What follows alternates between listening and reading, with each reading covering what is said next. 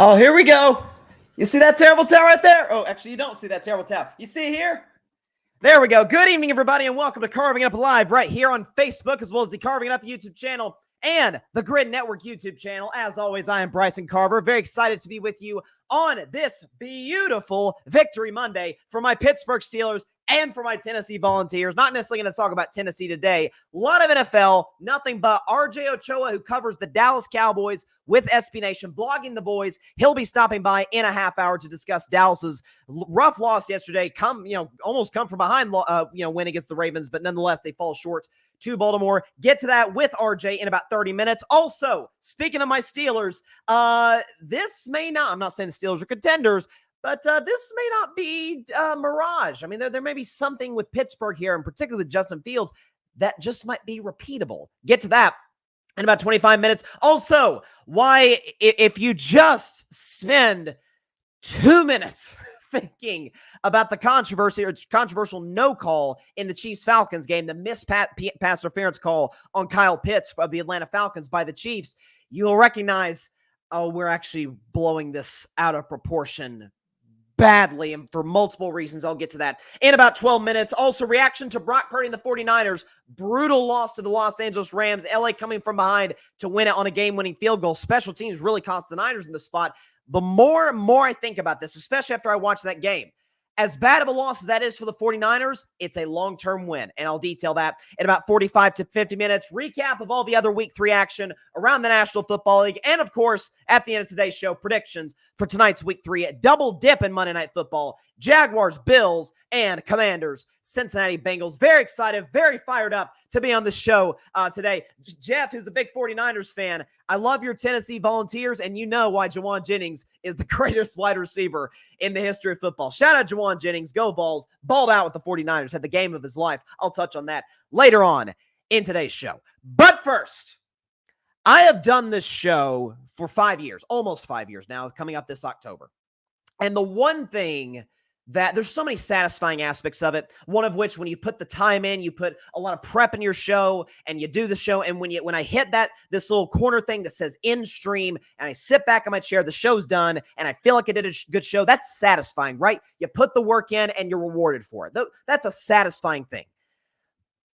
But close to it is when I have a take that I know 100% I am right on. We're just going to need more and more data to prove me correct. More and more folks are going to come to my side of the table as time goes on. And that is happening right in front of our very eyes right now with the Dallas Cowboys, who fell to the Baltimore Ravens 28-25. Now, for the record, I picked Dallas to win this game. I thought this was going to be a strength on weakness type of game, and to varying degrees, on one side it definitely was, the other it sort of was, in the sense that Dallas can't stop the run, Baltimore's going to run it all over Dallas. Check. Baltimore Ravens rushed for 274 yards. Derrick Henry got $151 of that, and Jerry Jones said that the Cowboys couldn't afford Derrick Henry in free agency, which, when you look at the cap situation, Dallas, that is not correct. Anyways, on the Dallas side, I was like, well, Baltimore can't stop the pass, so this should be a Dak Prescott CeeDee Lamb game. Dak is going to have a big statistical output. Well, the second part of that was true. The first part was not. CeeDee Lamb was not good yesterday. But the thing that I have always said, at least going back to the 2022 season specifically, from then to now, and certainly now, is that we talk about the Dallas Cowboys every year, and what we're anticipating they do is this year that they forget a Super Bowl, finally get to an NFC championship game. We understand that. My thing has always been this for 2 straight years. We are not talking about the Dallas Cowboys. Forget as an NFC contender, forget as an NFC East division winner, if they don't have number 4 on their team. Did you see Micah Parsons yesterday? Can we see what Micah Parsons has done? All stats provided by our friends at StatMe's, all graphics provided by my man Alfred Parsons Jr. Can we see what Micah Parsons has done to start the season? He's tied for 49th in tackles for loss, 60th in sacks, and 137th in tackles. So Micah Parsons has done nothing. The Cowboys defense did virtually nothing yesterday, just like they did last week and the last time that they played at home before that in their playoff loss to the Green Bay Packers. Can we talk about the fact that up until the fourth quarter, Dallas's offensive line, particularly Guyton, God bless him, the left tackle, just got worked all night long, all afternoon long in Jerry World? Can we talk about the fact that the one wide receiver that Dak Prescott should be able to consistently rely upon, CeeDee Lamb. Well, first half, Dallas put together a good drive, and Dak's got it going, and offensive line, looks okay. The play calling's good. Dak hits CeeDee Lamb in a slant, bam, punch out. It might have been the kid. I think it was Nate Wiggins, the kid they drafted of the Baltimore Ravens this year in the first round. Just punches it right out of CeeDee's hands. That's minimum 3 points off the board for the Cowboys in a game that they lost by 3. Think that was a big play. You also consider the fact that CeeDee Lamb had multiple drops in this game. The fact that, oddly enough, or close to halftime in this game, after Dak and CeeDee had set the Cowboys up in a field goal range, CeeDee is going ballistic on Dak. Dak, you can't read his lips. You don't see what he's saying in the camera shot by Fox. Turns to CeeDee. He's like, hey, bro, chill. I can imagine that's what he's saying. And we'll show you a Dak soundbite once I get to RJ later in the show. But in this game, Dak was the only positive. By the way, I forgot to mention the Dallas Cowboys rushed for 51 yards on 16 carries. Fun fact, only Dak Prescott and CeeDee Lamb, neither of which are running backs, are the only 2 players in the Cowboys to average 4 more yards per carry. And they almost beat the Baltimore Ravens yesterday, because that's the type of quarterback Dak Prescott is. If you give him just an ounce of help, an ounce of protection, which they weren't giving him through 3 quarters, they did in the 4th quarter. If somebody can come close to separating, Dak Prescott, who in the 4th quarter, we could show you his numbers here, was unbelievable. In the 4th quarter alone, 187 passing yards, 3 total touchdowns, 1 on the ground, 2 through the air. Completion percentage, not great, just a touch over 50%, but didn't turn the ball over, not just in the 4th quarter, but throughout the course of the game. And in the 4th quarter, he had a passer rating over 100. Dak Prescott, ladies and gentlemen, as well as, by the way, a muffed onside kick by Baltimore, is the only reason that the Cowboys were in this game. I mean, from start to finish. And this is the issue with Dallas that I've talked about for years. Is when we talk about them, they're one of the most talented rosters in the National Football League. Jerry Jones, he says this every gosh darn training camp. This is the most talented roster I do believe that we have with the Dallas Cowboys going into this season. I do believe that this reminds me of these 95 Cowboys teams. No, they're not. They're not close. Those teams were stacked with Hall of Famers. And by the way, in the previous 2 at a Hall of Fame level coach, respect to McCarthy, but he is nowhere near Jimmy Johnson. That is the understatement of the day. This is the Cowboys offensive line that is average with Zach Martin, who's going to be a Hall of Famer. This is the Cowboys wide receiving core that you saw yesterday. Once CeeDee Lamb, in some regards, looked almost mentally checked out by the 4th quarter, Dak's having to go to Jalen Tolbert and Kevontae Turpin, who's a darn kick returner, and Jake Ferguson, who's a solid tight end. I actually like Ferguson, but he's nothing special. Making all of these guys work. Brandon Cooks made a couple plays off the arm of Dak Prescott. This was, if you have any questions, if you're a Cowboys fan, should we have paid Dak? I think yesterday, despite the loss, is a prime example. Of course, you should have paid Dak Prescott the biggest contract in NFL history, because that's what the market dictated that he should get.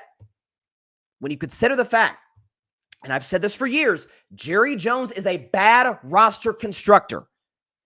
He has been bailed out by 2, I think, criminally underrated quarterbacks in Tony Romo and Dak Prescott, both of which he lucked into. Romo was undrafted. Dak went in the 4th round. It's not like they were seeking out these guys. No. This was, in the case of Romo, Bill Parcells and Sean Payton developing him. In the case of Dak, for Jason Garrett's faults, he's pretty good with quarterbacks, helped develop Dak Prescott into being the player that he is today. Dallas does not have a good O-line. It's middle of the road to below average. Their receiving core outside of CeeDee Lamb is awful. The running game, non-existent, by the way, just like it was a year ago. And the defense, somehow, some way, again, I guess going from Dan Quinn to Mike Zimmer is that much of a downgrade, even though I think Zimmer's not a bad defensive coordinator. The defense is abysmal. It's bad, particularly stopping the run. Again, Derrick Henry. In this game, 25 carries, $151, and a couple touchdowns. Lamar Jackson himself, by the way, 87 yards on the ground himself. Lamar, by the way, he only threw 15 passes for what it's worth, but completed 80% of his passes. So, and by the way, I'm still not terribly high on the Ravens. I think this is a team that, if you look at the recent history going back to 2020, most blown 7 or more point lead. Baltimore Ravens have blown more 7-point plus point leads than any team in the NFL going back to 2020. So 7 or more, they got that lead. It is not a done deal. Baltimore Ravens kind of have a history of blowing leads like that, and they almost did yesterday. I mean, I think if Lamar does not complete that pass on 3rd down and 6, Dak gets the ball and probably goes for the win. Like that, it was a gigantic play, and props to Lamar Jackson for making it. But did that not look like the classic Dallas Cowboys loss to a team that we all consider, I'm lower on Baltimore than most, but a team we all consider to be good to really good. Some really believe they're elite. I don't believe the Ravens are elite, but some do. Whatever. I can remember games against the Cardinals where this was the case with the Dallas Cowboys. The first playoff game, not the second, the first playoff game that Dak and the Cowboys played against the 49ers at Jerry World. I remember it. It was Dak made one mistake. He threw a pick in that game. Dak, by himself, with bad line play and receivers who couldn't separate, kept them in it. That's what great quarterbacks do. They give you an opportunity, just give them just a little bit of help, a little bit of support, be it a run game, be it protection, being receivers that can separate on a consistent basis. And they'll give you a shot every single time. You look at the Cowboys today, you look at their flaws, be it the head coach, who for reasons I can't comprehend, probably because he A, has no feel for the game, B, clearly does not rely on analytics at all. I always say you should use analytics. They shouldn't just drive every decision you make, but you should use them. Is the fact that the Cowboys, time after time after time, continuously run the ball on 1st down, despite the fact that the Ravens knew it was coming every single time, despite the fact that Dallas does have no running game. They can't stop the run. They can't run it. They can't pass protect consistently, and they can't separate consistently, and you want me to believe that's Dak's fault. And there's a part of me watching that game that got frustrated with Dak, not because of his play, because Dak was excellent yesterday, is the fact that Dak, you didn't have to sign that extension, buddy. Like, you could have. There's a lot of other franchises would have paid you this. An unserious GM, a coach who's fine. I like McCarthy. I've never loved McCarthy. And a roster that is not good. It's not. Mike, when's the last time he said, oh, what a play by Micah Parsons? So watching that Dallas Cowboys, and listen, credit to Baltimore for establishing the run early, and that first drive was a clinic, an absolute clinic by Todd Monken and that Ravens offensive coaching staff. Unbelievable, and props to Lamar. But watching that game yesterday is just yet more validation. And if you look at the media, more folks are starting to come to my side that, man, if they didn't have Dak, this team is like a 5-win team. Like, they are like really bad. Jerry Jones does not make many good decisions. The one good one he made was signing Dak to that extension. Because if we're not for that quarterback number 4, no turnovers, 3 touchdowns, almost 400 yards passing, cutting the lead to 3 with 3 minutes to go in the fourth quarter. If not for that guy, oh, they're cooked. They are in the running for the number 1 pick in the draft. I don't think they're as bad as a Carolina yesterday, notwithstanding, or some of these rebuilding teams, out there in the National Football League. They're not quite as bad as those teams. CeeDee Lamb can certainly be elite on a every other game basis in certain spurts. Micah Parsons, depends on the afternoon. But just watching that, if you had no preconceived idea of what the Cowboys were ahead of time, if you never watched a Cowboys game in your life and you watch that, you're like, dang, the quarterback's awesome. Everybody else is just not cutting it. So let's think for Dallas right now, this is a disastrous situation to be in, and they're just not a very good football team. That their quarterback is keeping afloat, and for the record, I still think they're going to win the NFC East because I don't trust Philadelphia, in large part because of their coach and their quarterback's bad decision making. So, listen, for Dallas, rough game for them, but this was the Dak Prescott just gave us a shot to win it game when almost everybody else across the board delivered at best D+ performances. Shout out to Dak Prescott, because that was absolute clinic he put on with almost nothing to work with.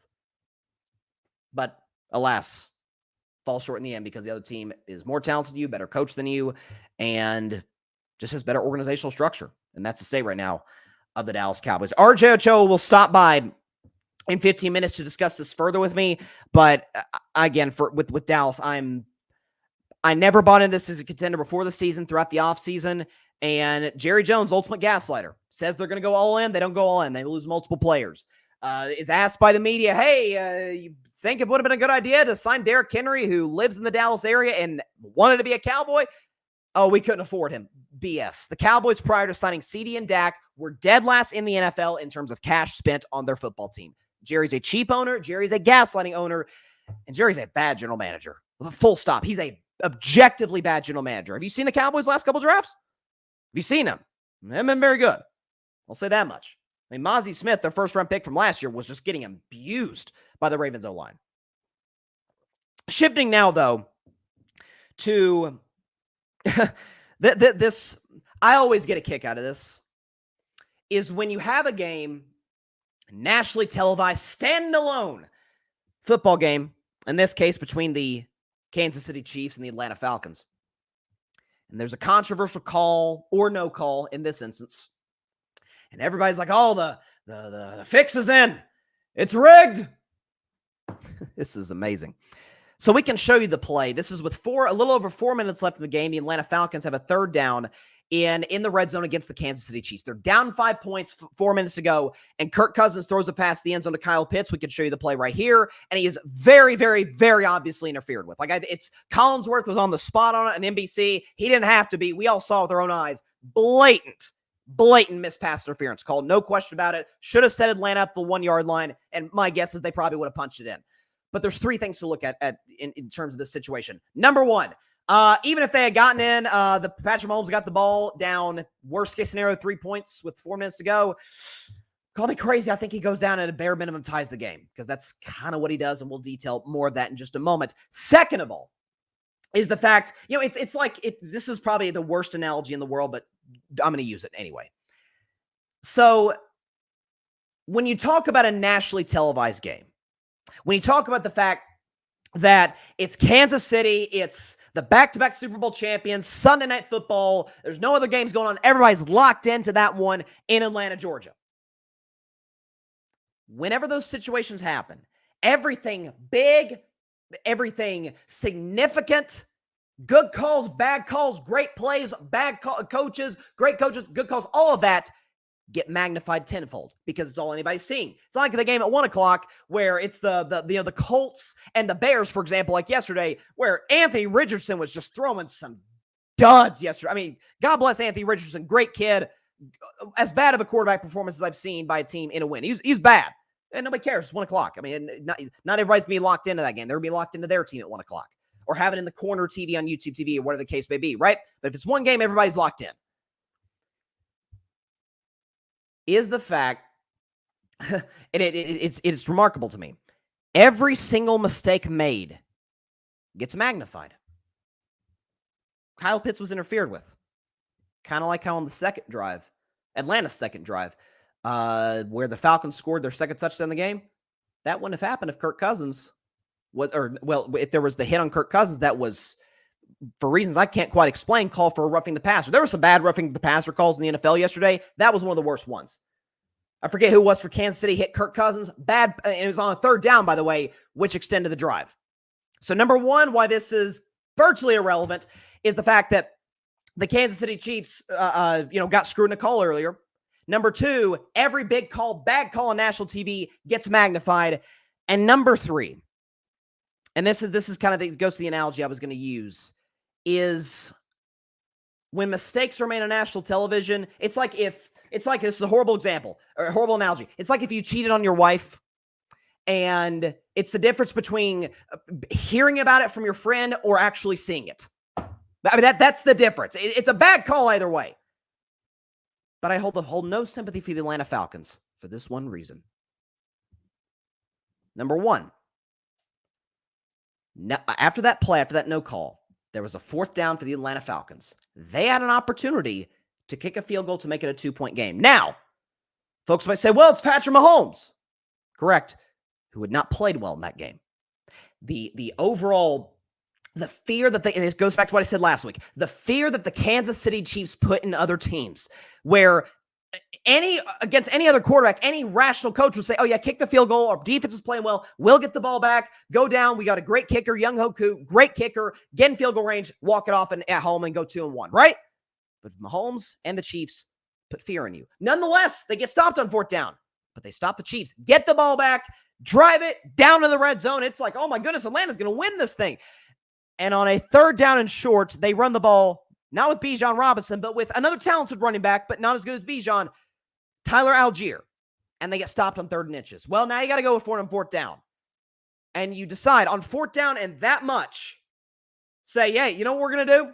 Instead of pushing our quarterback, our big, tall quarterback for a 1st down behind an amazing offensive line, we are going to run horizontal to the line of scrimmage with Bijan Robinson. Like with Kansas City's speed and physicality on the outside, that is a disastrous call by the Atlanta Falcons. Oftentimes, if you think about the tuck rule game with the Patriots and the Raiders, if you think about the Des Bryant no catch game, Cowboys Packers, like infamous, awful calls in the playoffs, the team who gets, in theory, screwed over doesn't get a second chance. They did here. It's kind of like, I remember years ago in the New Orleans Saints, when there was the terrible missed pass interference call on the Rams and the Saints. Remember, there was all that controversy? And I said, I have no sympathy. I didn't have a show back then, but I said at the time, no sympathy for the Saints. A, bad clock management put them in position to have to throw the ball on 3rd down, where there was the missed call. And B, they got the ball to start overtime with a chance to win the game, and Drew Brees threw an interception. Sorry, crap doesn't go your way sometimes. And by the way, unless the officials, this is what drives me crazy, unless the officials are utterly incompetent, which was not the case last night, bad calls tend to offset themselves. Like I said, second drive of the game for the Falcons, awful roughing the passer call against Kansas City, which led to the Falcons getting a touchdown. In this case, a missed PI call, which cost the Falcons a touchdown. Bam, offset. There you go. 0-0. Kansas City still wins because Kansas City, as I talked about last week, there is an art to winning close games. We could show you Kansas City's last 6 games. That's all they've done is win close games, right? Beat the Bills by 6. They actually beat the Bills by 3.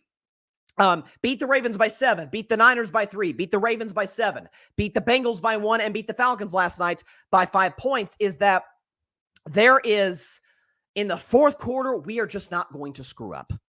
We are not going to put ourselves in position to compromise ourselves to where the other team can beat us. Now, last night was not the case as much as, say, the Bengals game, but still there were some mistakes. Mahomes did throw a bad interception early. Kansas City did go 3 and out when they had an opportunity to kind of shut the door and not give the ball back to Atlanta late. But just like Tom Brady and Bill Belichick, like they always seem to come away with these close games. Just like the Golden State Warriors during their dynasty always seemed to just make one more smarter play than you did. Or maybe they don't even make a smart play. They just wait for you to make a dumb play. They wait for an Atlanta Falcons to inexplicably run the ball away from the line of scrimmage, or not away from the line of scrimmage, away from the 1st down marker on a 4th down and inches. They'll wait for you to screw up. It's the fear that Kansas City puts in you. It's the insecurity that you have when playing a dynasty, just like when you played the Patriots or played the Golden State Warriors or played the Bulls in the 1990s. So listen, folks, listen, at the end of the day we live in a country where, half the country thought the last election was rigged. Like everybody thinks everything is rigged. Sometimes it's just as simple as bad calls offset each other. Bad calls on nationally televised games are automatically more amplified the next day. And Atlanta had an opportunity to win the game late and they kind of blew it. They did. That's exactly what they did. So kudos to the Chiefs. And as for Atlanta, I don't think this is like a crushing loss for them. Atlanta's schedule is really tough in the middle. I've got a big game coming up against the Saints. Derek Carr turned back into Derek Carr. But late season, Atlanta's schedule, you got some Washington, you got some Raiders, some Giants, Panthers. So Falcons will be fine. Excuse me. Before RJ joins us in about 5 minutes or so, 5-6 minutes or so, I did want to touch, though, on my Pittsburgh Steelers. And let me just go ahead and let's put this terrible towel on my – here we go. Get the terrible towel around my neck because this is a beautiful victory Monday for my Steelers because we are 3-0 this brand new football season. And it's the fact that I thought my Steelers coming into this year would be a 9-8 football team.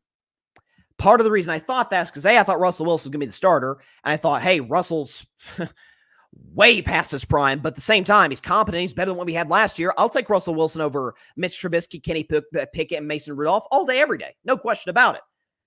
And same thing with Justin Fields. Without Russell being a veteran, it would be more of a stabilizing force for the Steelers in terms of, being over Fields, where kind of still, despite going year 4, a little raw, not quite where you want to be developmentally. I was blown away by what I saw from my Steelers, particularly on offense yesterday. Now you look at the final score, you're like, Bryson, it was 20-10. It was 20-10. Here's what I would say to you. Justin Fields, throughout the course of his career with the Chicago Bears, was always deemed athletic, correctly so, by the way, athletic, can move, has a big arm, can sling it, just not terribly accurate. If you look at his first few years with the Chicago Bears, first three with the Bears, completed 58% of his passes, 60%, 61%. Just not a terribly accurate throw of the football.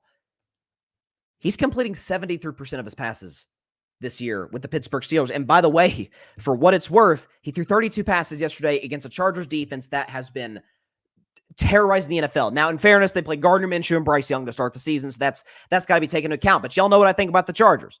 They're dealing with some injuries right now to their quarterback and to Joe Alt, but I do think they'll still be a very dangerous team as the season continues to progress because they have a great coach, great quarterback, all of that. Justin Fields, he threw the one interception. Other than that, he was accurate. He spread the ball. He has a really, really good rapport with George Pickens.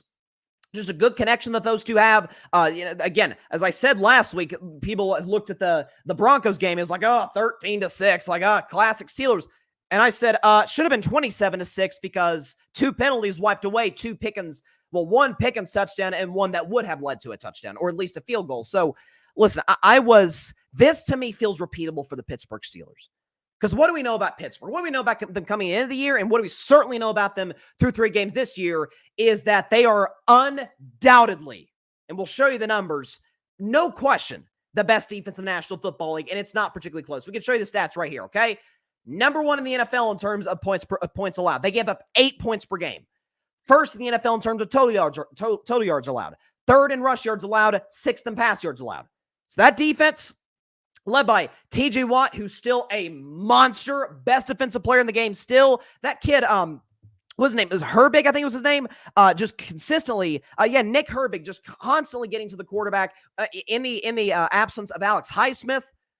Listen, it's the Mike Tomlin team. Of course, they're going to be great on defense. Patrick Queen has been a steal.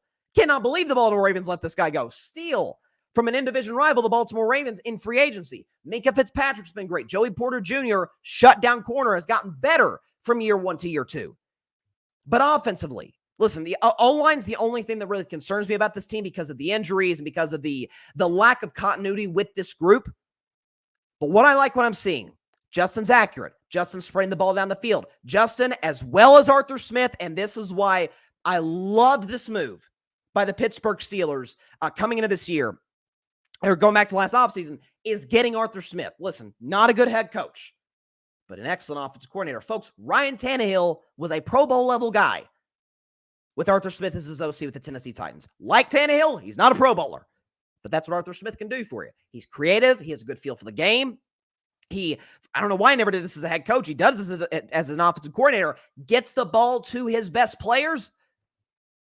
George Pickens is making plays. By the way, Calvin Austin, who led the Pittsburgh Steelers in receiving, 4 catches for 95 yards. Get him the ball in space, chance to make plays after the catch. The Steelers are going to run the ball effectively. That run game is going to be, further enhanced by Justin Fields' mobility. That's something that Russell Wilson would not have given you. But what I thought Russell would give you over Fields in terms of accuracy and stability, Fields is giving you that. The man is, I never thought I'd see the day, and we're 3 games into the season, but where Justin Fields would complete 73% of his passes. Like that is, I never thought in my life that I would see that from this quarterback. But it just goes to show you, and we've seen it, how many times we've seen this throughout NFL history, but certainly over the course of the first 3 weeks of this year, is a truth that applies to almost every player with very few exceptions. Man, where you go matters. Sam Darnold was a bona fide backup. It was a disaster with the Jets, very uneven with the Panthers, backs up Purdy in San Francisco, looks like he's going to back up J.J. McCarthy with the Vikings. All of a sudden, McCarthy gets hurt. Sam Darnold leading the NFL in touchdown passes and balling out for the 3-0 Vikings. Kevin O'Connell's a brilliant coach. Malik Willis, I went to the Titans-Green Bay game yesterday in Nashville. By the way, Packers fans everywhere. They were very friendly, by the way. Shout out to Packers Nation, all those cheeseheads everywhere. Malik Willis didn't look like he could play in the NFL. Honest to God, did not look like an NFL player. he was unbelievable yesterday against a good Tennessee defense because Matt LaFleur is a brilliant coach. That's not to take credit from these players. The ability was there. Well, what coach can tap into that? What coach can get the best out of these players that they can get with the playmakers, with, again, with motion, with the running game, all of these things. And Arthur Smith, again, a hire that I continue to say this, I loved back earlier this offseason, really to start the offseason. He's getting the best out of Justin Fields. Does this make the Pittsburgh Steelers like the Super Bowl contenders of the AFC? No, it does not. Not yet, at least. But this defense is going to continue to ball out because Mike Tomlin coaches it, and knock on wood, biggest knock on wood ever for TJ Watt. As long as he's healthy, as long as he got Minka Fitzpatrick and Patrick Queen doing his thing, Steelers defense is going to be great. Steelers playmakers, I've been saying for 2 years, are far better than they get credit for. And with the creativity of Arthur Smith, one criticism that I would have had about the Steelers last week against the Broncos is their penalties. They had 3 penalties for 15 yards against a very well-coached Chargers team. Some of that's the home opener, so you feel comfortable in Pittsburgh. Blown away. Absolutely blown away by what I saw from the Pittsburgh Steelers yesterday in that win against the Chargers. Shout out to them across the board. Let's see. Jeff says, as good as Joe Alt is as a rookie, even not allowing Max Crosby to get a single pressure, TJ Watt is just a different breed. There's no question about it. And listen, I thought TJ should have won Defensive Player of the Year last year. Every single stat across the board was better than Myles Garrett. So blown away by TJ Watt. He's an unbelievable player. And again, but that was kind of my theme watching the NFL yesterday. That was my theme, is, man, where you land matters. It really, really does. And just look at Sam Darnold. Malik Willis. I didn't write the Packers off for dead because I didn't think Jordan Love would be out that long. But I remember when Jordan Love went down, I came out on the show on Monday, and the next Monday after that Friday game in Brazil, and I'm like, sign Ryan Tannehill. Like, Tannehill's a history with Matt LaFleur, and that could work. Malik Willis can't play. He's not accurate. I'll talk about the Packers game later when I do my week 3 recap. He was great. He was, accurate. He was making really good decisions with the football. He was moving well. Matt LaFleur was talking after the game how he was blown away. I was blown away by Matt LaFleur. Play calling was excellent. So, again, look across the NFL. What's some other good examples? Bo Nix. Bo Nix was great with Sean Payton, smart coach. I did like, by the way, Broncos plus 6.5. I didn't think they'd upset, but it's where you go matters.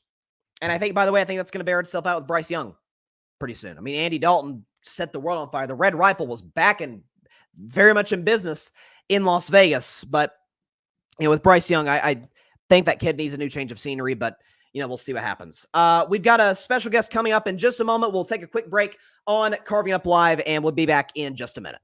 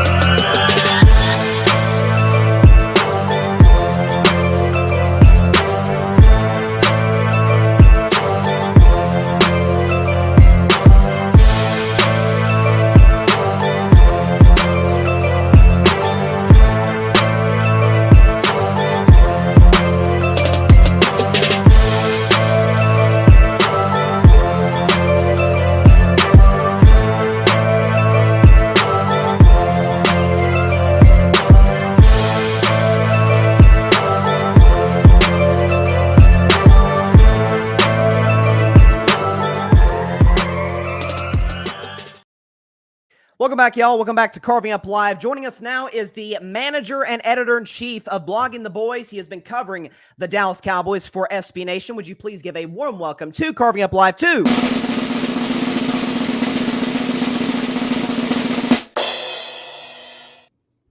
RJ Ochoa joining the show right now. RJ, how you doing, my man?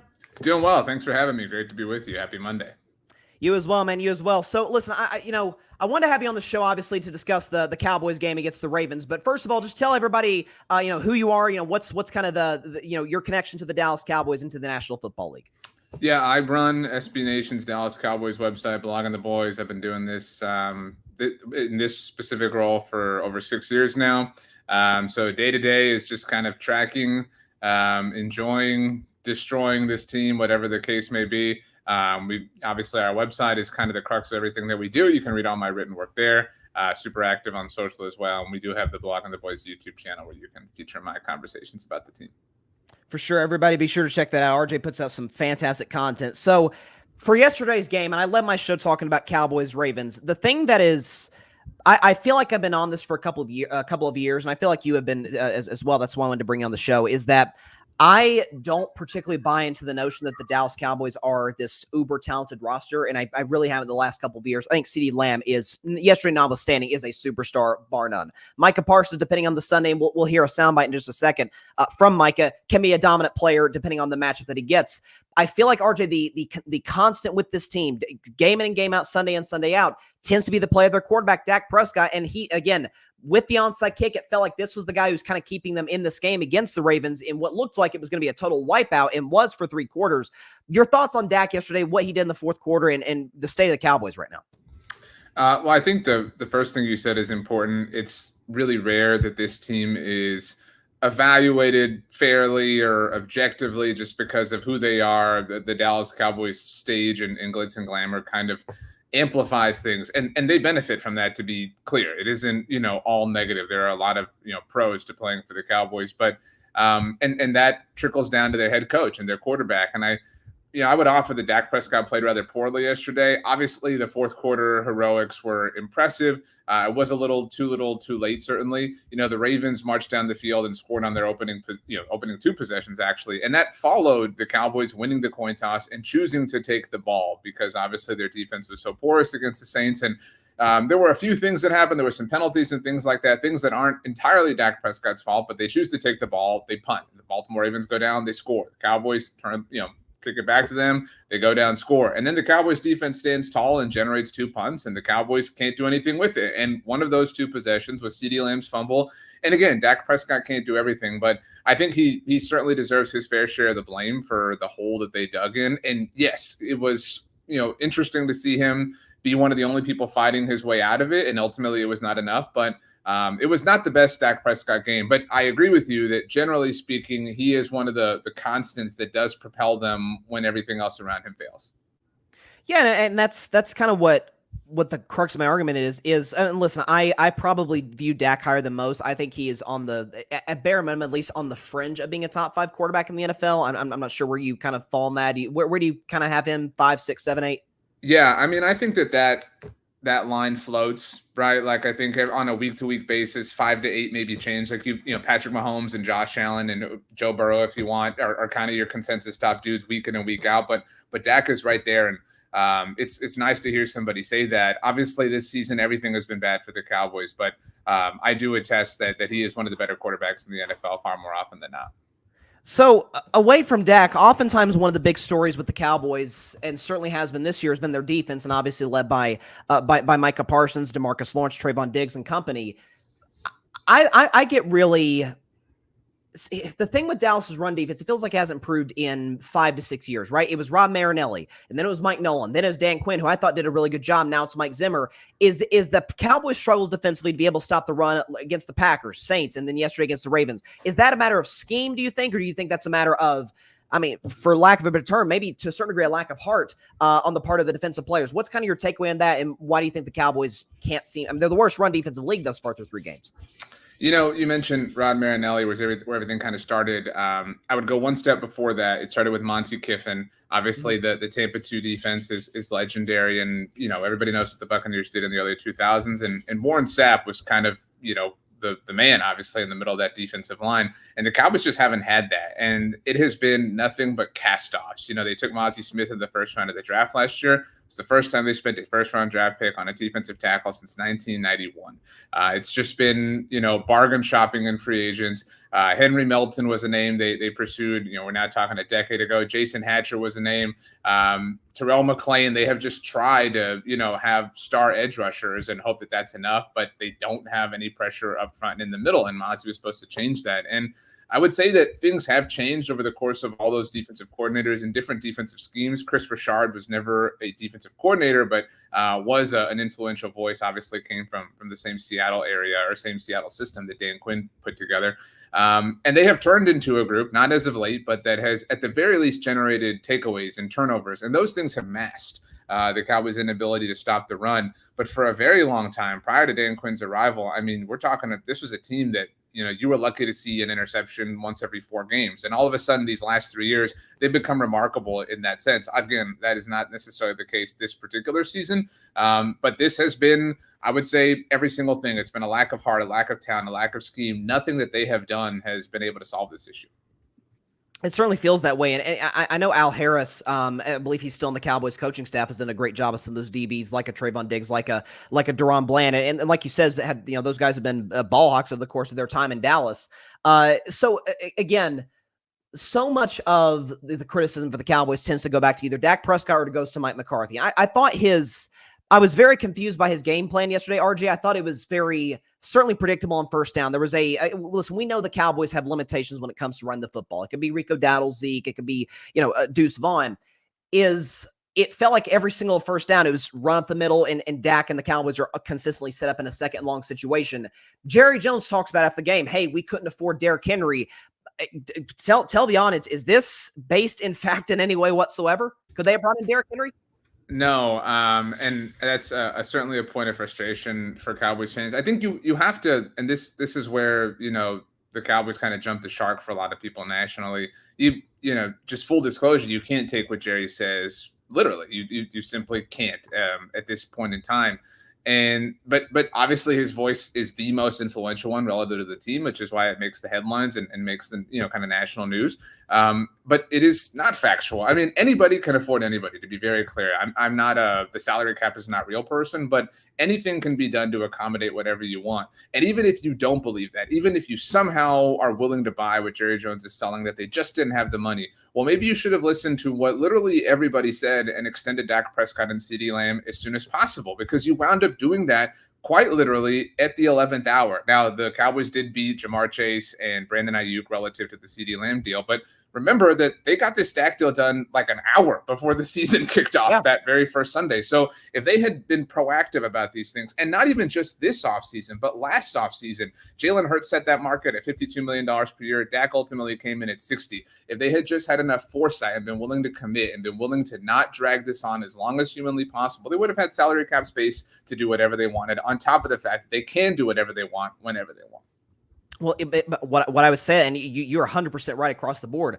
What I would say to that is, if you think about, and I know there was, by the way, early in Dak's career when he was making nothing, like essentially Brock Purdy money, there was still the debt cap from Tony Romo's contract from when he was retired. So there's that. I'm sorry to interrupt you, but they chose in 2017 to make Tony Romo a post-June 1st cap hit, and therefore dividing his salary cap hit into that 2018 season. They contaminated as much of Dak Prescott's, to your point, incredibly cheap labor rookie contract as possible. And even then, they still didn't go all in. We've seen a lot of teams do that. And I'm sorry to interrupt you, but obviously Brock Purdy's Niners, even Mitchell Trubisky's Chicago Bears, they went all in with Allen Robinson and the Khalil Mack trade. Pick your team, the Jared Goff Rams, the Carson Wentz Eagles. We have seen the template for when you have a rookie quarterback contract, even if it's a first rounder and it's incredibly expensive relative to what we're talking about here, you have to do that. And the Cowboys did not when they had one of the cheapest possible options. Yeah, and to your point, like I think I did a segment on this during the offseason, like the most notable, or at least the most expensive free agent they signed during Dak's rookie deal was, I think it was Randall Cobb, who had come in for the Green Bay Packers at that point back in 2019. Obviously, this offseason, my takeaway on Dallas after that just disastrous playoff loss to the Packers was, okay, you've got one of two options. Either you feel like you've hit your ceiling, you blow this up, you start with Micah Parsons and CeeDee Lamb as kind of like your foundational pieces. You fire the coach, trade the quarterback, all of that. Either that, or you do what Jerry, supposedly said he was going to do, and that's go all in. Kind of like the 2021 Los Angeles Rams to a certain degree, right? Be active in the trade market. Go out and get free agents. I mean, the Philadelphia Eagles in division, get Saquon Barkley. My Steelers signed Patrick Queen. There were guys out there, really good players. Is this, and Jerry Jones decided to basically do nothing, not take either route. And is this just a lack of foresight? Or is this not, having a good sense for where the NFL is going? What What do you think drove the decision making by the Cowboys? Or is it just as simple as they deluded themselves into thinking like the roster truly is good enough? I think that the real issue is we constantly are trying to answer that question, right? We're constantly trying to logically answer that question. There have been so many perspectives on what all in could really mean. Jerry actually truly meant this. The reality is the all in thing was just a thing he said one time, that he felt like saying, and ultimately generated the web that we now are entangled in. I mean, my true, honest, earnest opinion is that they just live life on a day-to-day basis. And what they said on March 23rd, it doesn't have to correlate to what they said on June 16th or what they said on August 9th. It's just however they want to live. They're the 1% as far as, the wealthiest people in the world are concerned. So they can afford to kind of operate this way. And when they feel like getting involved after training camp has started and they want to trade for Jordan Phillips or they want to sign Linval Joseph, they'll do it. And when they feel like getting involved and signing CeeDee Lamb and Dak Prescott to record-breaking extensions, they'll do it. But they have no motivation. And I don't mean to, a lot of Cowboys fans talk about it this way, but they have no consequences if they fail. Their family owns the team. This isn't a team like your Steelers where the general manager is an employee and has to succeed and has to perform in order to kind of earn their keep. And so there is not anything you can trace all this back to as a point of origin. It is just flying by the seat of their pants however they want and saying what they want. Like, we can't sign Derrick Henry. We couldn't sign Derrick Henry. And knowing, to be honest with you, that there are fans out there who don't, pay attention to, all the vast information that is out there and just get their news and their notes from national talk shows or whatever. And there is a wide swath of people who will believe that, who are walking around town today who will say like, yeah, they couldn't afford Derrick Henry. Why are you guys so upset about this? You have to shut up. They paid Dak and paid CeeDee, and that's what's hamstringing this team. Well, it's funny, and you talk about sort of the national media narratives. I remember doing a segment on the show. I'm sure you've discussed this as well. That prior to the CeeDee and Dak contracts, the Cowboys were actually dead last, or depending on where you look, second to last in terms of cash spent on the team. Right. So this kind of idea of Jerry being this big spender. I've always had a theory, and by the way, my man Ryan Flowers, who's a Cowboys fan, says I totally agree. RJ, there are no consequences, so Jerry will continue to make bad decisions.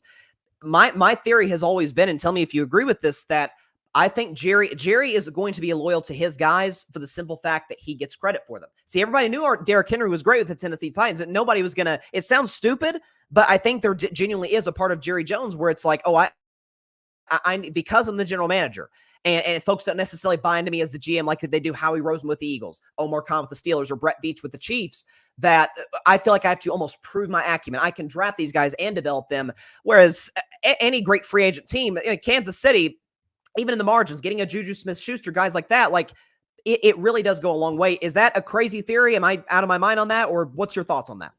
I think you're close. My personal assessment is it's not even that deep. My personal assessment is the Joneses have people they like, and so they just kind of live and operate in that way. I mean, consider how long they employed Jason Garrett, despite very, very, very little consequences. I would offer, and my dog is very and extremely passionate about this. My apologies, but consider that Zeke Elliott is back on this team. I mean, by any measurement that you look or you achieve, Zeke Elliott was one of the worst running backs in the NFL last year, and yet he is getting serious carries and serious opportunities for this team in 2024. I would offer, as an example, this is now 5 years old, but something like that, kind of fades into history. Jason Witten, after a year in the broadcast booth, was allowed to not only return, but return and start. I mean, return and absorb the primary bulk of work. And look, Jason Witten's going to be in the Hall of Fame someday. And so I don't mean to say that he wasn't qualified by any stretch of the imagination, but in an NFL locker room where competition matters and football is a meritocracy, as Jason Witten's best friend, Tony Romo, told us, think about that for a moment. And that actually happened the week after the Cowboys beat the Steelers in 2016, which is apt given that they play each other next Sunday night. Tony Romo goes to the podium and on his own accord decides to deliver a speech to say, the guy who's been playing awesome, I'm okay with him being the starter. Where would that happen? I mean, like when Lamar Jackson beat out Joe Flacco, was there any ceremony or parade or anything like that? No, because football is a football operation. And so the Cowboys, and on the Jason Witten note, This I can't prove the way I can everything else, but the Cowboys had a long snapper forever, and his name was LP Ladouceur. He was Canadian. He was awesome. He'd been around the NFL. He was the last Cowboy who had played at Texas Stadium, and they released him several years ago in the offseason for no real obvious reason. He was still at the height of his game because you can long snap forever. If you have to guess a reason, as I have, if you have to pontificate, had LP Ladouceur played the season that the Cowboys ultimately cut him before, he would have surpassed Jason Witten for the most games played in a Dallas Cowboys uniform. Is it impossible, in your estimation, knowing the NFL as you do, obviously, that the Cowboys said, no way, we're not letting Jason Witten's record fall at the hands of a Canadian long snapper. This is going to be his because Jason Witten is a Jerry Jones guy, to your point about, he's part of my era. He has nothing to do with Jimmy Johnson. He has nothing to do with anybody else. He's mine and mine alone. Those players, whoever they are, coaches like Jason Garrett, if you're on that list, you get deference. I think you're spot on the money. That's a real interesting way to think about it. And that's like you said about Tony Romo. I mean, Dak was having one of the greatest rookie seasons ever. Jason Garrett was bought in him. The locker room was bought in him. Tony Romo himself, like you said, ultimately was like, I got to give it up. I mean, he just beat Big Ben on the road in Pittsburgh in a big game in a dramatic game. He had that long pass to Dez Bryant, and it was Dez's father had passed away right before, and it was this super emotional thing. I mean, it was the quintessential Dak Zeke game. And Tony Romo calls a press conference to just be like, yeah, this has my seal of approval. What? Like, who would do that? It's no, and listen, the diplomatic way to put it is that they do business very differently than everybody else in the league. Certainly the well-run teams. And so just, last question here. What's the ceiling for this team? I mean, I still think they can very much win the NFC East because I have questions about coaching in Philadelphia and Jalen Hurts' turnovers. Is this kind of like a typical Cowboys win the NFC East or a wild card team and then exit stage left in round one? Is that kind of the ceiling for this team? What do you think?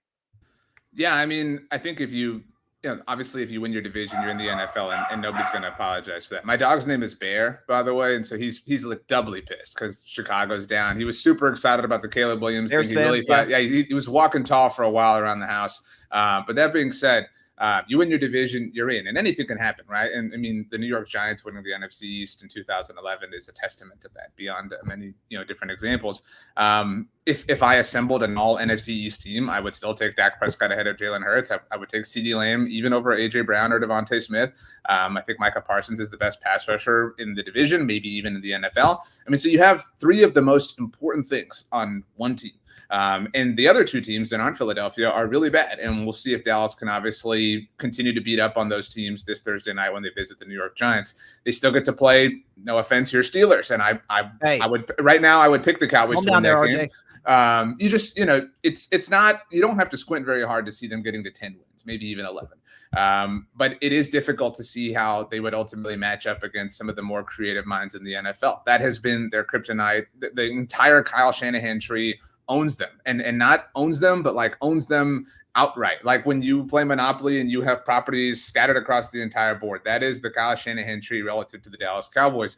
So, could they get lucky and win the NFC East and, draw the Buccaneers in the wild card round and then maybe go face the Los Angeles Rams or something like that? That's the only tree that they've had some success against. They've had some mild success against Sean McVay and Kevin O'Connell. Again, everybody's obviously kind of intermingled to some degrees. Yeah, it's possible. I mean, I don't hate the Detroit Lions, but their fans annoy me a little bit. And as an example, if last year had given the Cowboys their playoff path, and ultimately it was theirs until the Cowboys lost to Detroit in that very questionable Saturday night game. Sure. But, if Dallas had hosted, the Los Angeles Rams in the wild card round, I don't think they get eviscerated the same way. And then if everything had played out chalk, they get to host the Buccaneers in the divisional round to get past that point where they haven't been in almost 30 years. I mean, some of this is luck. I mean, we forget, and I appreciate how reasoned you are with talking about the Cowboys. Their last three playoff losses are to teams and coaches and players who we regard with the highest esteem in the San Francisco 49ers and their cast of characters,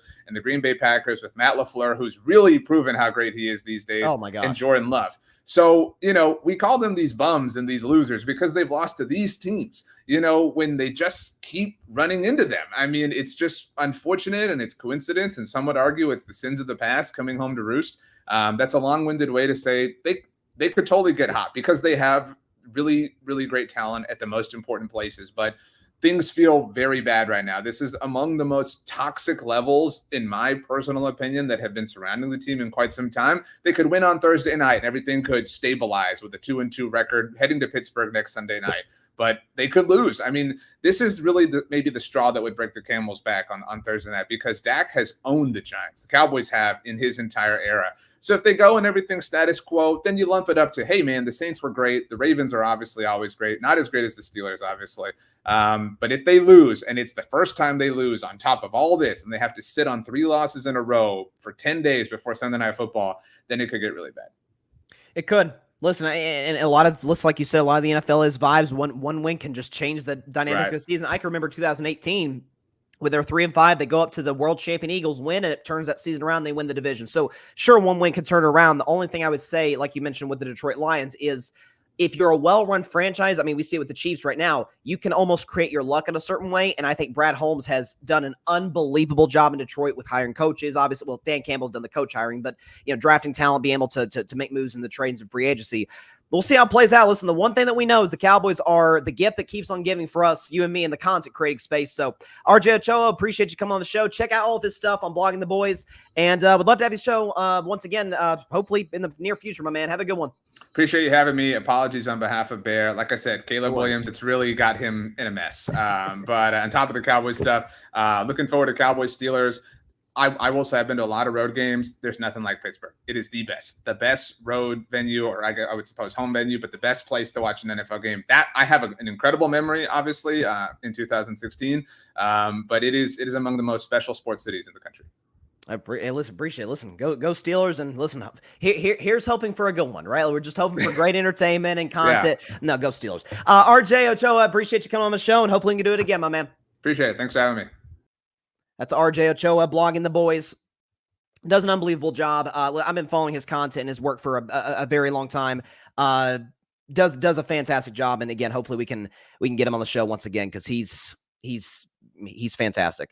But he brings up some interesting points. And listen, we bring him on to be sort of the again, not necessarily the counterpoint to me, because I'm very critical of the Cowboys. But listen, this is a guy who covers the team every single day. He writes about the team every day. He goes on shows like this every day, talking about the team. He's as plugged in as they come.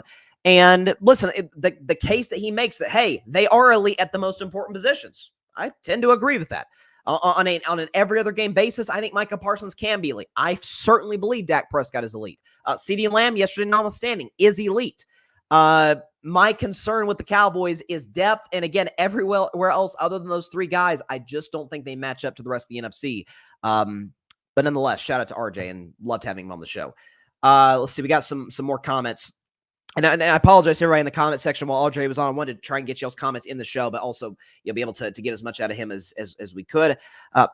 Patrick makes a good point. He says TJ Watt over Taco Charlton, talking about the 2017 draft, who's not in the league as we speak. Yeah, that was not just him, or not just the Cowboys pass, but like I was talking to some Packers fans over the weekend in Nashville when we saw the game. And by the way, Packers fans, I've been hard on Green Bay fans. They are genuinely friendly. Like, shout out to all of them. They're very, very nice people. But as one aptly pointed out, Wisconsin fan, TJ Watt came from Wisconsin. The Packers passed on TJ Watt. You put him on that defense? Forget about it.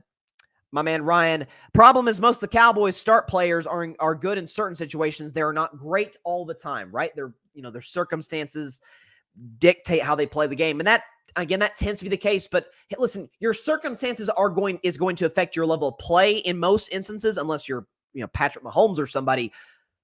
It cannot dictate your heart. It cannot dictate your effort. That's the thing that I worry about with Dallas, and something that the Packers, Saints, and Ravens have exposed in the last 3 games. Jeff is in the comments. He's a Niners fan. Bets again the Niners. He says, Bryson, horrible news. One of my favorite players is out for the year. Ooh, Javon Hargrave.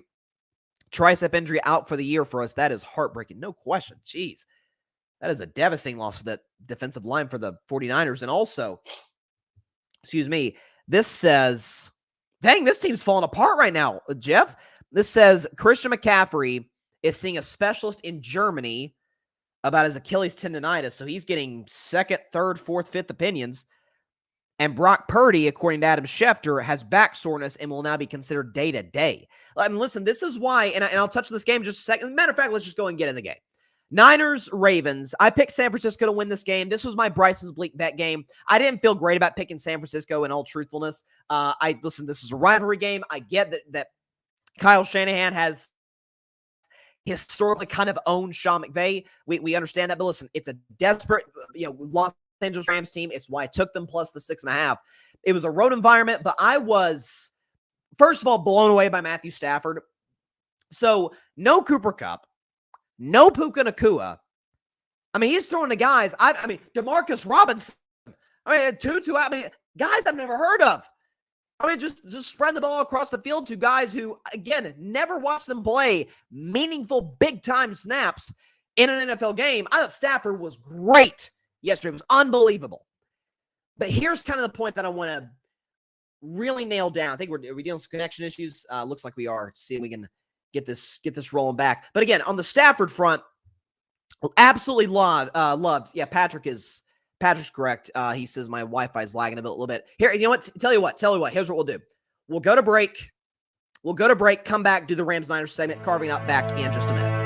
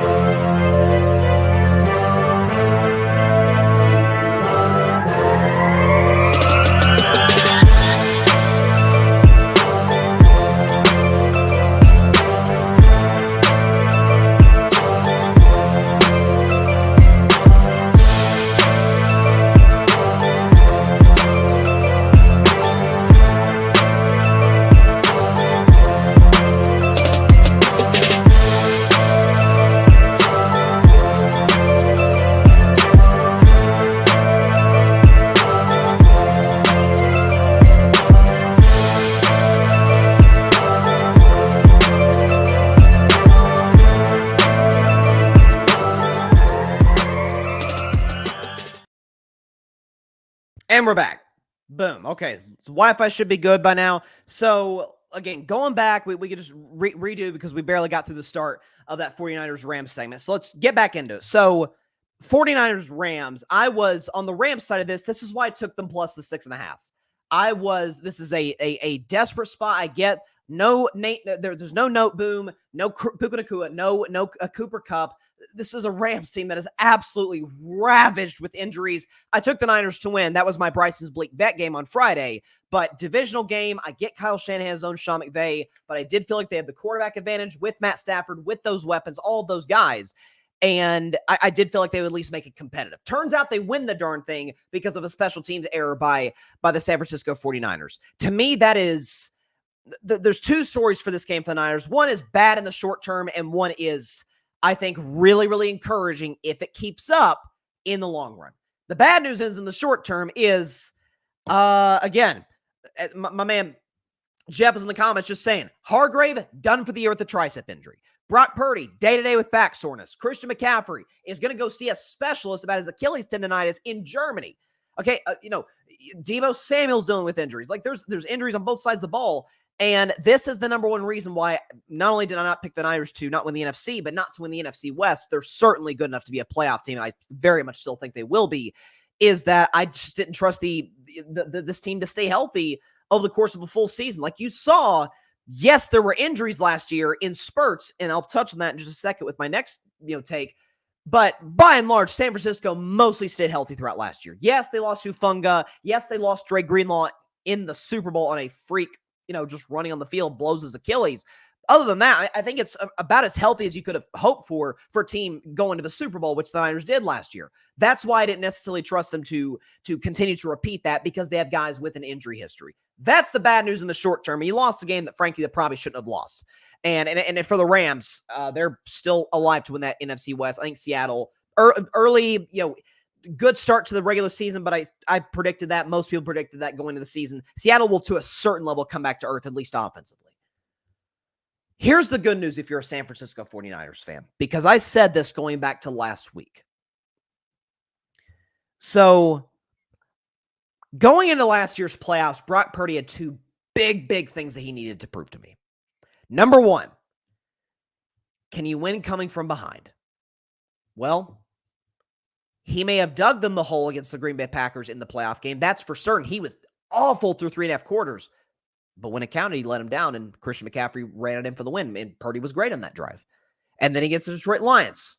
Yes, sure, you need down 17 at the half at home. Sure, you need some crazy bounces from Brian Branch to Brandon Ayuk to turn the tide of that game. But Brock Purdy with his arm and his legs was great in the second half and in the fourth quarter of that game against Detroit. So by and large, Purdy pretty much proved that to me. Oh, he can come from behind. He can do that.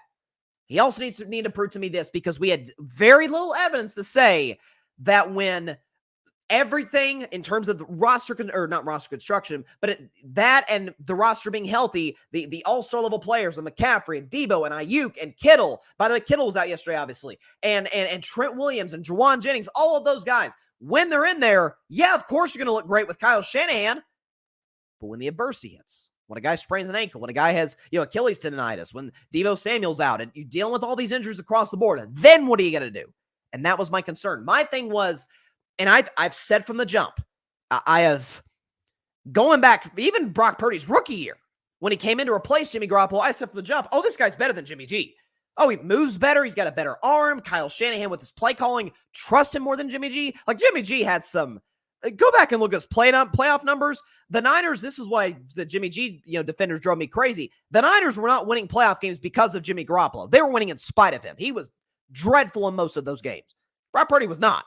So I didn't have any doubts about that. I've always said on the Brock Purdy spectrum of the people that love him and think he's amazing and the people that think he is strictly a product of Kyle Shanahan, I tended to be like right smack down in the middle. Like, I thought it was kind of a mixture of the two. I think Purdy is smarter than Jimmy G, makes better decisions, all of that. Can you win when crap just isn't going your way? And not only is crap not going his way, but virtually the entire offense was down. Kittle, Debo, McCaffrey, all of these guys, injuries across the board. And Brock Purdy was simply phenomenal yesterday. We can show you his numbers. Go and put them up on the screen now. 333 total yards, 3 touchdowns, 0 picks, completed 73% of his passes, 137 passer rating, and a QBR 0 to 100 of 86. If you want to rank the reasons that the San Francisco 49ers lost yesterday, Brock Purdy is literally dead last on the list. He was accurate. He was mobile. I thought he did a really good job, and I think Shanahan may have pointed this out after the game, playing off script, out of structure. I thought he was fantastic. Now, Juwan Jennings, go Vols, by the way, was unbelievable. Had the game of his life. Juwan Jennings yesterday, 11 catches, $175, not 1, not 2, but 3, count that 3, folks, touchdowns for Jennings. He was insane yesterday. But as was Purdy. Now, do I think that this is necessarily, I should say, not going to continue? Is this going to be the norm? Well, I don't think Purdy is going to have 137 passer ratings every game. But when he led the league in passer rating a year ago, and people are like, oh, why wouldn't you believe in him? I'm like, we've seen good quarterbacks lead the league in passer rating with the right structure around him. Can you do it when crap hits the fan? Seen Dak do it. Literally saw Dak do it yesterday. Seen Lamar Jackson do it. Seen Mahomes do it on countless occasions. Joe Burrow almost did it at Kansas City last week. Can Purdy do it? Well, he did yesterday. Now he's playing a well-coached New England defense next week, potentially missing more weapons and more guys on the defensive end with Hargrave. The Arizona Cardinals have a solid defense. Again, Seattle Seahawks have an unbelievable defense on a short week in Seattle. I said this 3 to 4 game stretch for Purdy was really career-defining. Somewhat career-defining in the sense that contract year, high expectations. Can you elevate despite things around you not necessarily going your way? And he did. He did in every which way yesterday. He threw off platform. I thought his arm strength was very impressive. Again, now, there was one throw. He threw a bomb to Juwan Jennings in the second half where Jennings just made up and made an insane play. Like, there's still a couple of reckless plays, certainly, but those, I'm okay with a couple of those a game. I'm fine with that. If you feel confident in the guy, Juwan Jennings, to be able to make a play, go for it. Trust me, I know as a Tennessee fan, you throw a ball to Juwan Jennings against the Georgia Bulldogs, October 1st, 2016, he'll come down with it. Like, he's a great jump ball guy and a very physical receiver. If you feel confident, make that happen. Just don't do anything just stupid, right? Don't make a throw that has absolutely no business being thrown. Decision-making was great. He was slinging the football. He saw the field really well. And again, he was doing it. By the way, again, I talk about, yeah, but he's got all these guys. I think Jennings is fantastic. Ayuk has still not got it going. Again, the drop passes, he's not on the same page with Purdy. A lot of this is the holdouts. After that, I mean, Ronnie Bell, who dropped a disastrous ball on that, I think it was the third down late in the game, which really cost San Francisco. I mean, yeah, Jordan Mason, he's been a cool story, but he's certainly no Christian McCaffrey. I mean, it's a lot of guys. Again, similar to the Rams yesterday with Stafford, who I love. Guys we've mostly never heard of outside of Jennings and Ayuk. And he looked fantastic. If you just show me his numbers and said, hey, and I have no knowledge of injuries, Brock Purdy did this, it's like, oh, I've seen him do that before. Not with this talent. Now he has people like, well, he has Kyle Shanahan. I'm not going to punish the kid for having a great coach. That's never been my, okay, he's only reliant on Kyle Shanahan. He has Kyle Shanahan and like the best cast of weapons in the league. Like that's no quarterback gets that. That's almost unrealistic.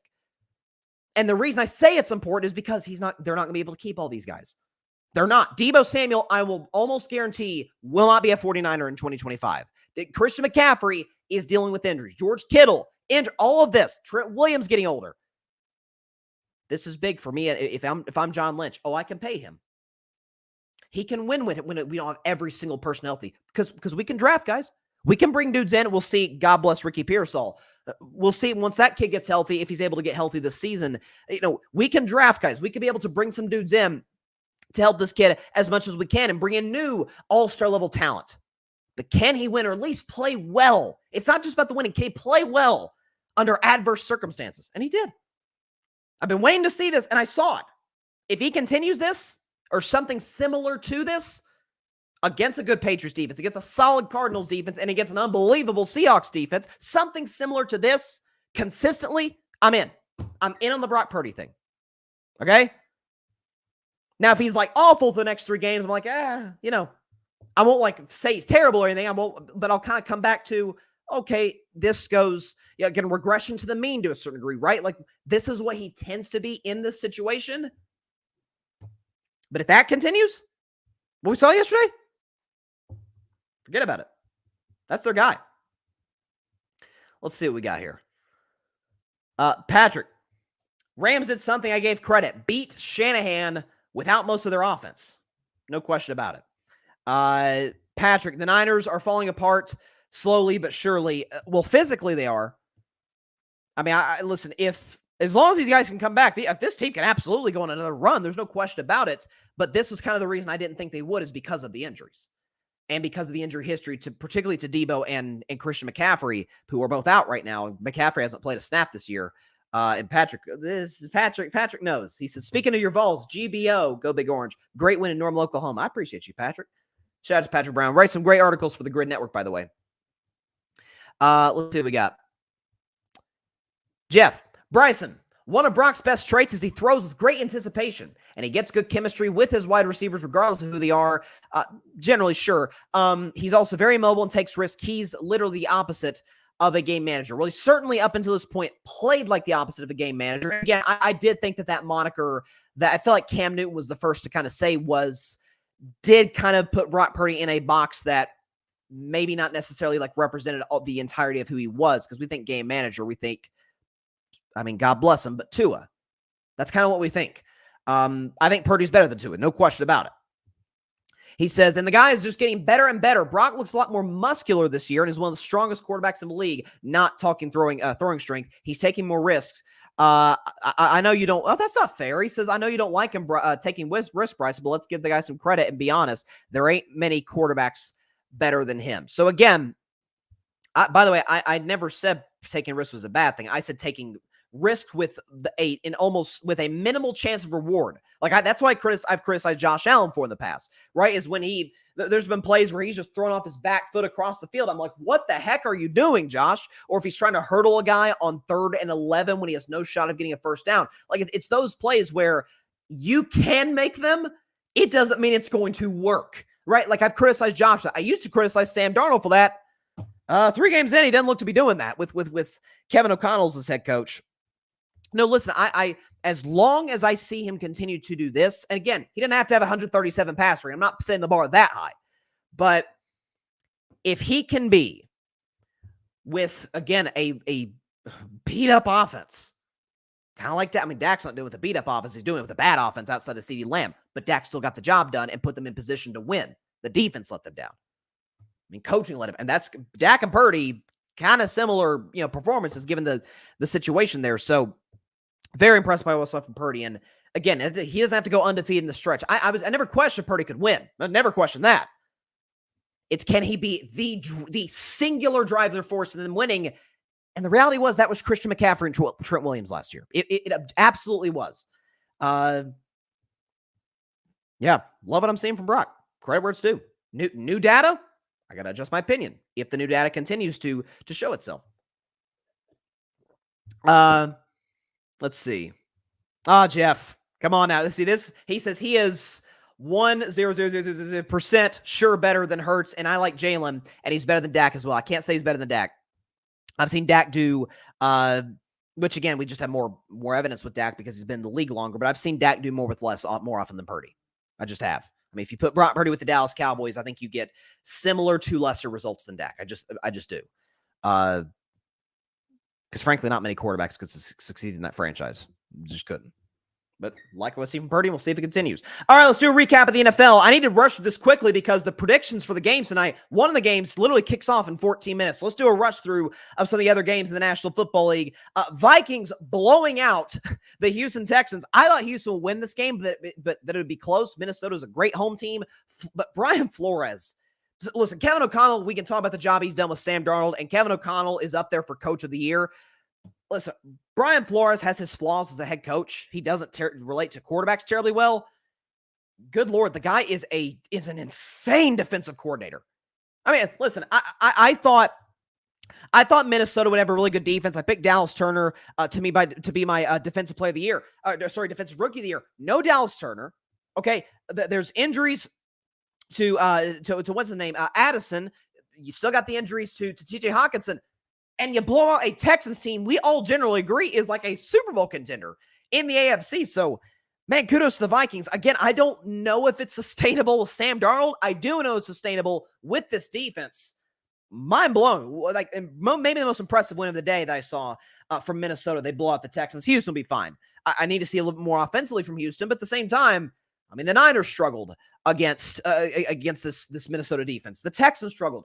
Daniel Jones is one of the most limited QBs in the league, but he's looked pretty good over the last couple of weeks. He was abysmal against this Vikings defense in week 1. So Minnesota, Pittsburgh, those are probably your two best defenses in the National Football League. Philadelphia 15, New Orleans 12. So first of all, this was one of my if I were a Batman games. Dead wrong on that. But dead right in the long run on two things. A, Derek Carr's still Derek Carr. I mean, let's be honest. I mean, this is still a good quarterback. This is still a solid starter in the NFL.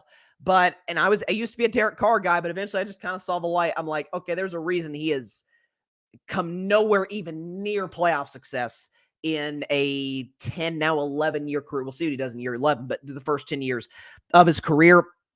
A brutal performance. Again, what I think is not a very good Philadelphia Eagles defense. I still don't think it is.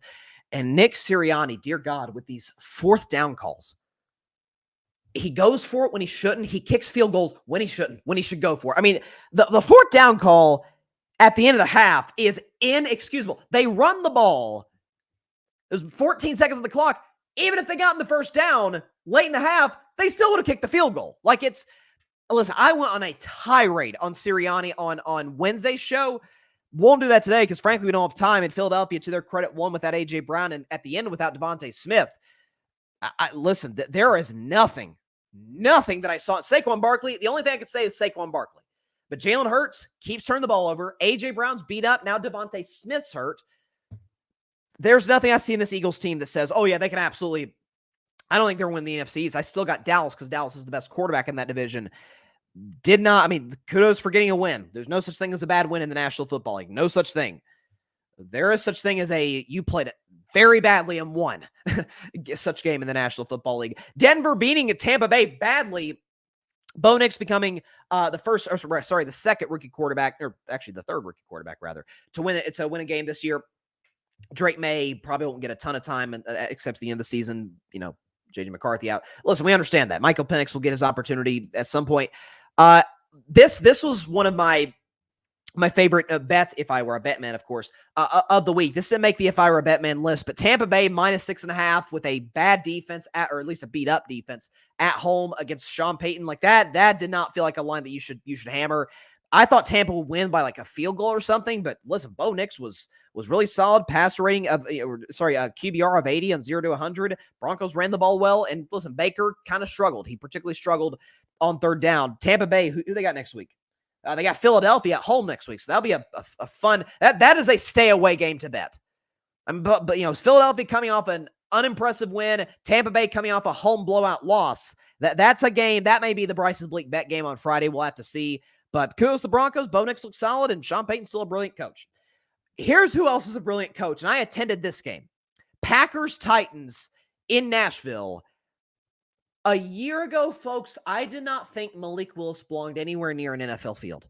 I don't care. Even if he's like an assistant, he didn't belong anywhere near an NFL field. Couldn't throw, a bad decision maker. I didn't think he had a 100-yard passing game on his resume as a Titan. Comes back home in a second start with the Packers, replacing Jordan Love, the injured Jordan Love. Comes in 202 yards passing.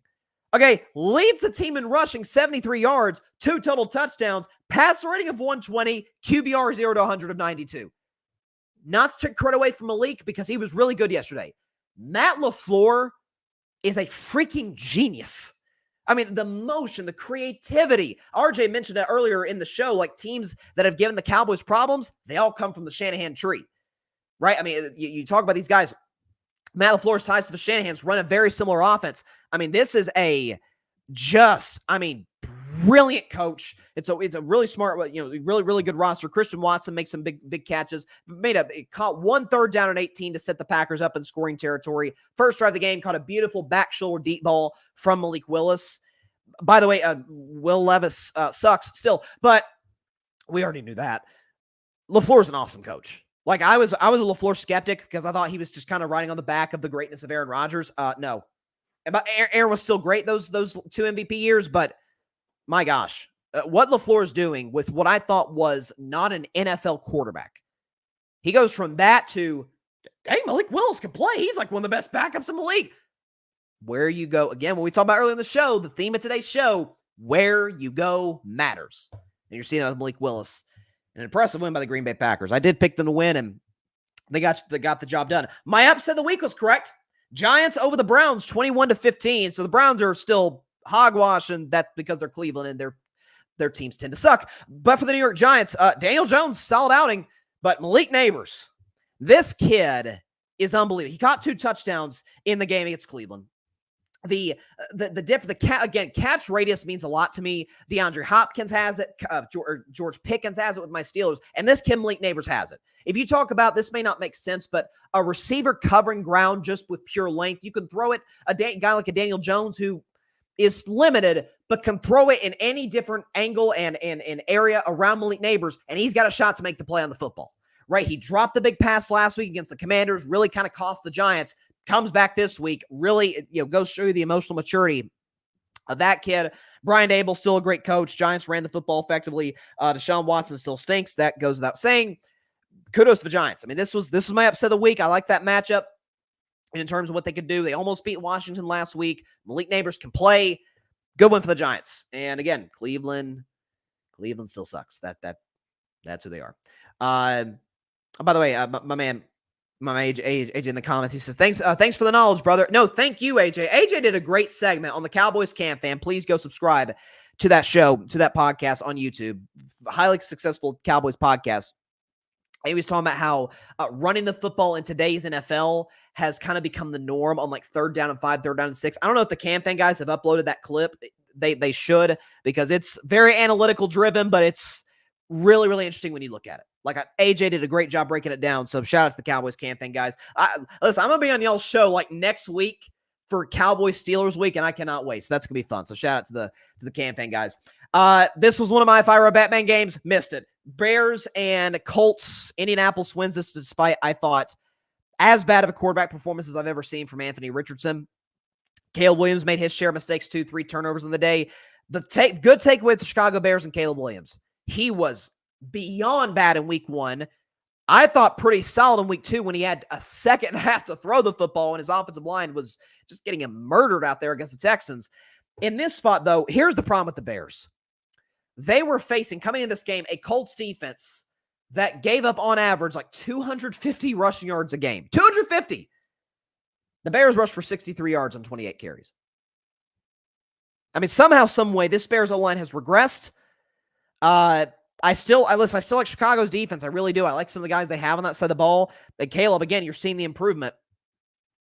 May need to make some moves in Chicago in terms of the coaching staff. Like I picked the Bears to be the last team in the playoffs in the NFC because I love Caleb, because I thought I loved some of the offseason moves that they made. Still love some of the pieces of Chicago. Not saying playoffs is off the table. But my biggest concern for this team was Eberflus. And when you look at that division, the smart offensive coaches, O'Connell, LaFleur, again, Dan Campbell with the tandem of him and Ben Johnson. Not good. Not good at all for the Chicago Bears. Panthers, red rifle, okay? And Andy Dalton leading the Panthers to win 36-22. Andy Dalton, fun fact, first quarterback this season to have 300 passing yards and 3 touchdowns on the day.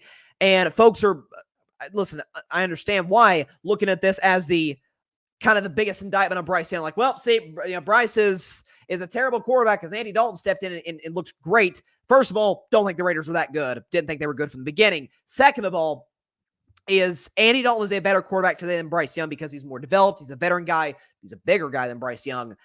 Bryce needs a change of scenery. And I blame the Carolina Panthers ownership. I think Canales is a great, really smart coach. So that tandem, him and Dalton, listen, the Panthers could still be a competent offense. Bryce needs a year to recalibrate as like somebody's backup. My man Grady, who's a big Panthers fan, suggested Kansas City backing up Mahomes or something. Whatever. I mean, maybe the Rams, like that seems to be like the quarterback rehabilitation school. Baker Mayfield, Carson Wentz, backing up Matt Stafford. Whatever he needs. I still think the kid has talent. There's a reason he was picked number 1 overall. Again, solid arm, moves okay when he has a good O-line. Needs a year to recalibrate. But Andy Dalton is clearly the guy right now for the Carolina Panthers. I already mentioned the Pittsburgh Steelers earlier, but you know what? Let's just go ahead and play. Black and yellow, black and yellow, black and yellow, black and yellow. Listen, 3-0. What can you say? What else we have? This was my favorite if I were a bet man game of the season, and I nailed it. Seahawks -4.5 against the Miami Dolphins. I could not believe the line was at where it was at. I mean, you got Skylar Thompson in for Miami. Raheem Mostert is out. You got the Dolphins defense is not very good. Geno's been dealing. The Seahawks defense has been unreal with Mike McDonald over the first couple games leading into this one of the season. And sure enough, Seattle wins this one 24-3. Again, Geno Smith, couple turnovers, but Skylar Thompson now goes down. It may be time for Ryan Tannehill reunion with the Miami Dolphins because we don't know how long Tua is going to be out. Skylar Thompson got hurt in this game, and right now it's Tim Boyle, who is a bad college quarterback. He's a worse NFL quarterback. So, boy, this season looks like it may already be over for the Dolphins. As for Seattle, hey, they had an early start, an easy early start to their schedule, but, took care of business. Can't fault them for that. Talked about the Ravens and Cowboys already. How about the Detroit Lions?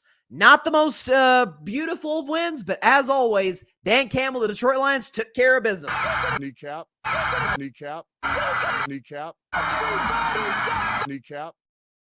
I'm sorry, I still love that soundbite. This is an impressive win by Detroit. It's an ugly win. It was a really creative play. Amon-Ra St. Brown, the little hook and ladder to Jahmyr Gibbs for the touchdown. Just these little smart plays by the Detroit Lions.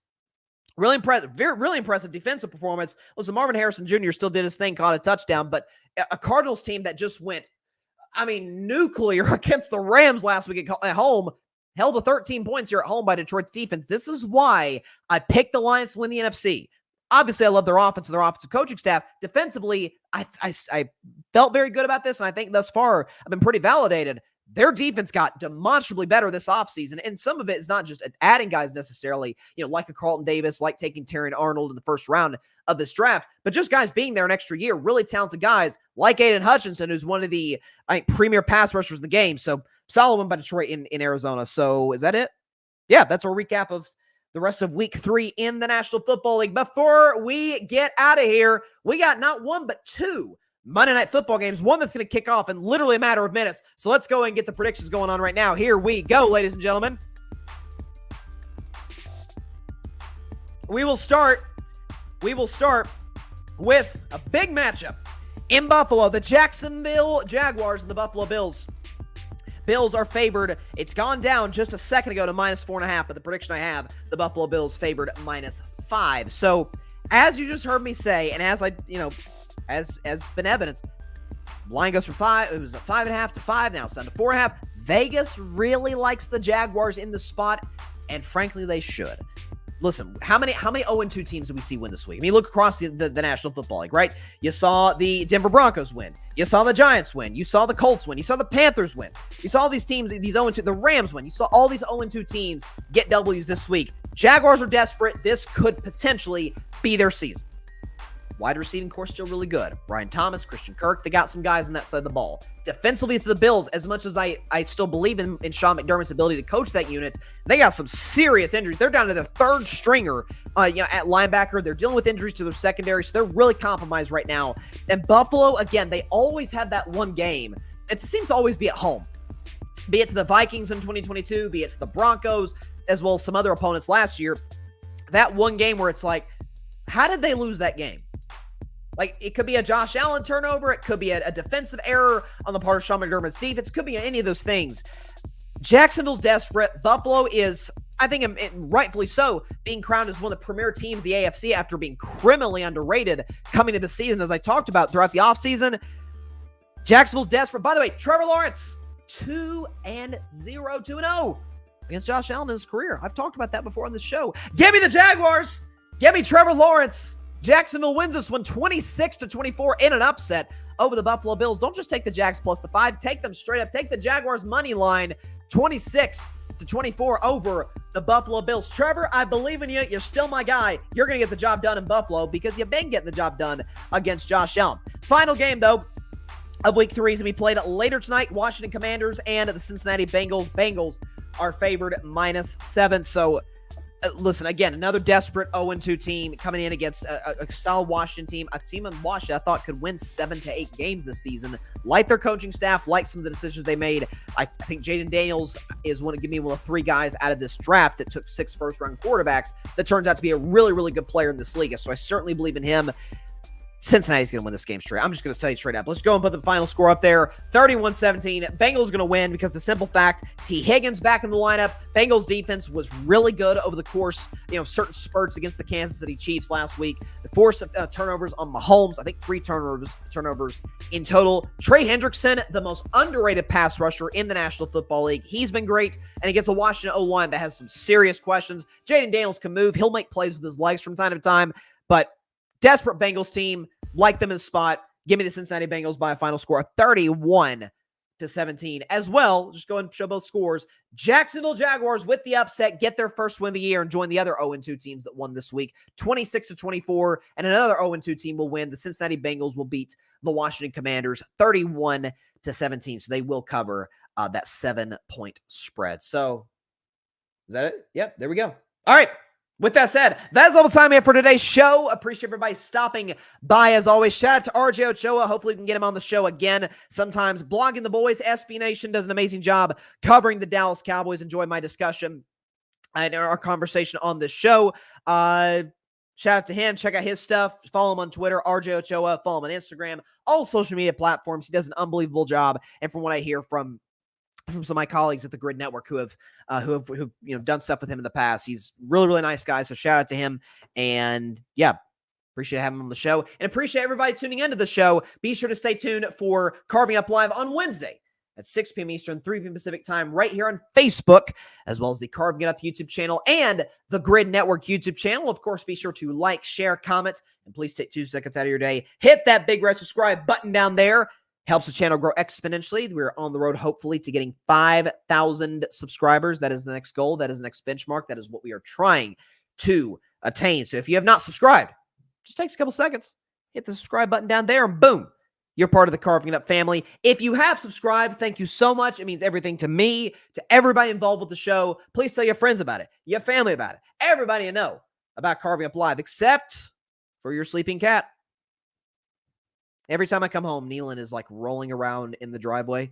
Apparently cats do that when they're happy to see you. Like they just kind of like roll around on their back. I love Nealon. He's best little guy in the world. All right. Also, just as importantly, be sure to go subscribe to the Grid Network. That is GRYD, the Grid Podcast Network, right here on YouTube, as well as any and everywhere that you get your favorite podcasts, be it Apple Podcasts, Spotify, iHeartRadio, any and everywhere that you get your favorite podcast. And it was a false start last week. I said that last Tuesday was going to be the season debut of the 8 o'clock spot. I felt under the weather. We had some other folks feeling under the weather, but we are back tomorrow. 8 o'clock spot, 8 p.m. Eastern, 5 p.m. Pacific time on the Grid Network's YouTube channel. All the best game show in town. We're discussing a lot of football. I'm the host / judge / moderator of the show. We're have some great contestants. We're going to have a lot of fun tomorrow night. So tune in. The 8 o'clock spot season 2 premiere tomorrow night at 8 p.m. Eastern at 5 p.m. Pacific time, live on the Grid Network. Very excited about that game coming up tomorrow and over the course of the following Tuesdays, every Tuesday night at 8 p.m. Eastern on the Grid Network. All right. Is that all we got? I think it is. All right. We will see you guys on Wednesday. Almost forgot there for a second. At Wednesday, 6 p.m. Eastern, 3 p.m. Pacific. Bryce's Best 10, reaction to the 2 Monday night games. We'll have a ton to talk about. Cannot wait. Listen, September's already coming to an end already. Is that not unbelievable? Football's back, folks. I mean, playoff chase. Red Sox are out of it, but that's another conversation for another day. I'm not pissed, not salty at all. Of course not. I'll see you on Wednesday. Stay safe out there. Please be sure to take care of your physical as well as your mental health. And please, please, please be sure to contact your local state representatives and senators to demand change for gun violence in America. It doesn't matter where they lean, right, left, center. This is an issue that affects every single one of us on a day-to-day basis in this country. And no matter where no matter what anybody on either side of the aisle tries to tell you, oh, it's not a problem, or oh, there's only one solution to said problem, both are BS, both are not true. It's a huge problem that needs a number of nuanced solutions to solve it. And we've got to do so as fast as possible. This being an election year, if there's any candidate that shows no sense of urgency to addressing this, either vote them out or vote against them, because we've got to address this as soon as we can, as soon as possible, and preserve as many lives as we can in this beautiful country. All right. See you on Wednesday. See you on the 8 o'clock spot tomorrow, 8 p.m. Eastern, 5 Pacific time. Be there. It's going to be fun. Stay safe out there. God bless y'all. Oh, whoops. Peace out. Got the little peace out wrong. Anyways, go Steelers, baby. Thanks so much for watching the show on YouTube, and be sure to go click that big red subscribe button and check out the other clips and full shows from Carving It Up Live, as well as our other incredible content creators here on the Grid Network.